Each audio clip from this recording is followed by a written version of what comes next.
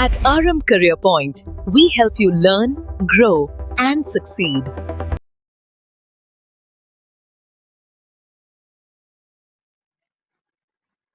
Hello champions, स्वागत है आपका आरंभ करियर पॉइंट में। क्या आपको भी ज्योमेट्री के फॉर्मूले याद रखने में डर लगता है? क्या एग्जाम के टाइम पर सिमिलरिटी, ट्रिग्नोमेट्री और मेंसुरेशन के फॉर्मूले मिक्स हो जाते हैं? आज इस सिंगल वीडियो में हम आपकी 9th और 10th क्लास की ज्योमेट्री के सारे इंपॉर्टेंट फॉर्मूले को सीरियल वाइज करेंगे। इस वीडियो को देखने के बाद आपको फॉर्मूले का डर हमेशा गायब हो जाएगा। चलिए फिर शुरू करते हैं। सबसे पहले हम बेसिक एरिया फॉर्मूले से शुरू करते हैं। किसी भी नॉर्मल ट्रायंगल का एरिया होता है 1/2 इंटू बेस इंटू हाइट। अब आते हैं हीरोन्स फॉर्मूले पर। Area is equal to under root S. पहले समझा देता हूँ। ये एस है पहले वाला, ये सबके लिए कॉमन है, सबके लिए एक जैसा है।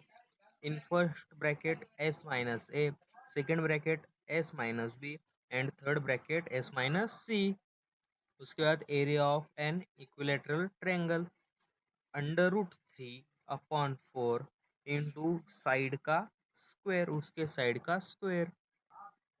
अब area of circle is equal to pi R square, pi R, R का स्क्वायर। उसके बाद सरकमफेरेंस ऑफ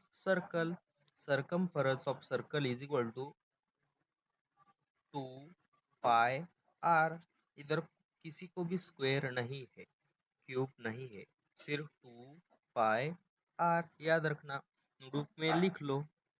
अब आते हैं section 2, coordinate geometry.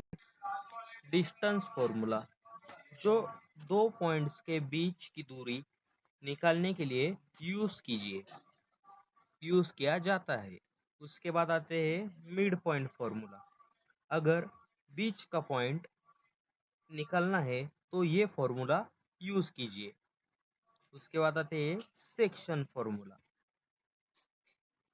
Find the point dividing a line in a ratio m रेश टू रेशियो m, यानी m1 raise to m2 is to. उसके बाद सेंट्रोइड फॉर्मूला।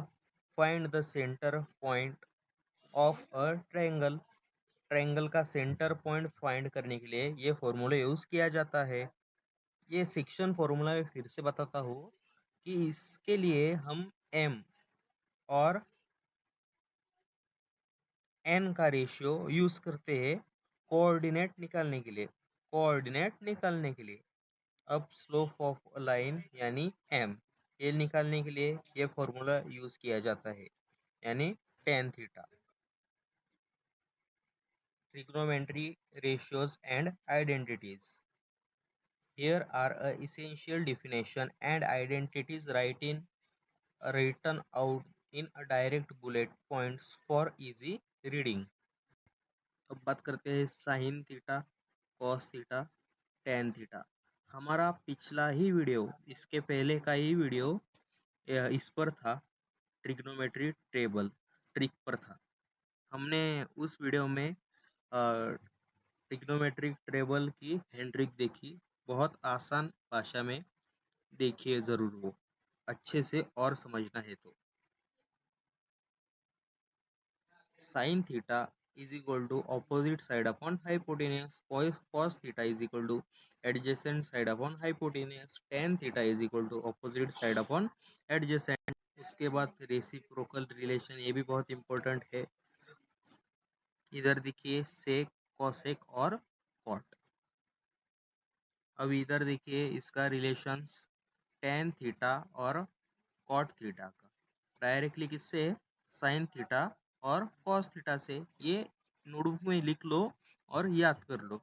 दो बार लिखो, दो बार मन से लिखो, दो बार देख के और दो बार मन से, याद हो जाएगा। उसके बाद कॉस थीटा का देखते हैं, कॉट थीटा का देखते हैं, cos theta upon sine theta. अभी ये बहुत इंपॉर्टेंट है, the three fundamental identities. Right angle triangle में ये तीन आइडेंटिटीज हमेशा याद रखिए, फर्स्ट, सेकेंड एंड थर्ड। ये तीन आइडेंटिटीज आपको प्रूव करने के लिए सवालों में बहुत मदद करेंगी। इसके बाद आते हैं circle theorems and sector formulas. Formulas dealing with specific portion of a circle, length of an arc, the distance along the curve line of a sector.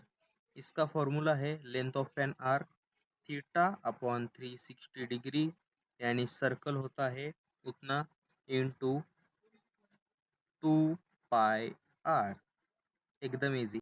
उसके बाद area of sector, the pie shape region of a circle. उसके बाद area of a segment, the region bounded by chord and an arc. उसके बाद mensuration, surface area and volume. ये भी बहुत important है, 10वीं के छात्रों को पता होना चाहिए। लास्ट लेसन बहुत इंपॉर्टेंट है।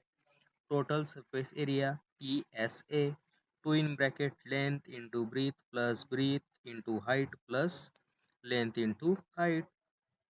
उसके बाद lateral surface area, LSA, 2 into H।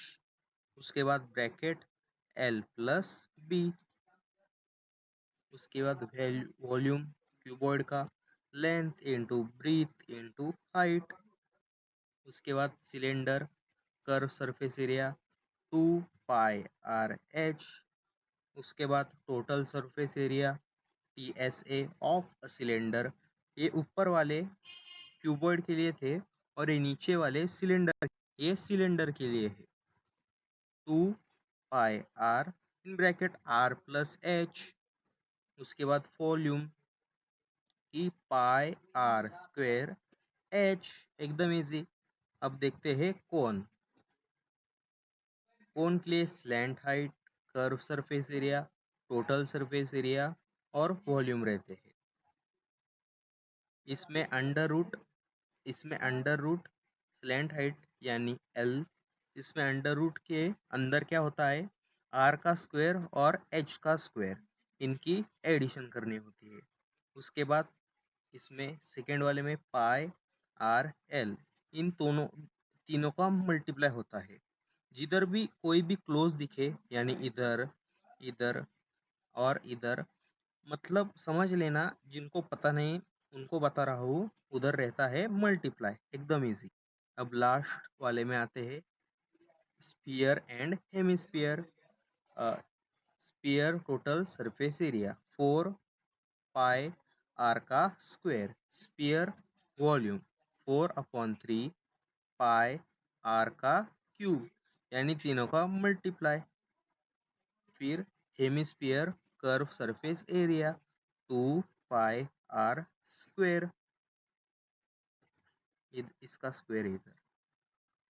उसके बाद hemisphere total surface area 3 pi R²। अभी लास्ट हेमिस्फीयर वॉल्यूम, इधर है 2 ऊपर, नीचे 3, 2/3 इंटू पाई R का क्यूब। तो चैंपियंस ये थे 9th और 10th के वो सारे फॉर्मूले जो आपको बोर्ड एग्जाम में आउट ऑफ मार्क्स दिला सकते हैं, मतलब दिलाएंगे।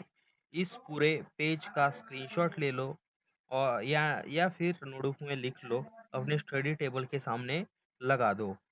कमेंट पे मुझे बताओ कि आपको कौन सा चैप्टर सबसे ज़्यादा कठिन लगता है 9th या 10th का।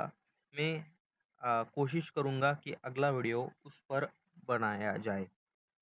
अगर ये क्विक फॉर्मूला रिवीजन अच्छा लगा तो लाइक करें और अपने दोस्तों के साथ शेयर करें, और आरंभ करियर पॉइंट को सब्सक्राइब करना मत भूले। मिलते हैं अगले वीडियो में। लर्न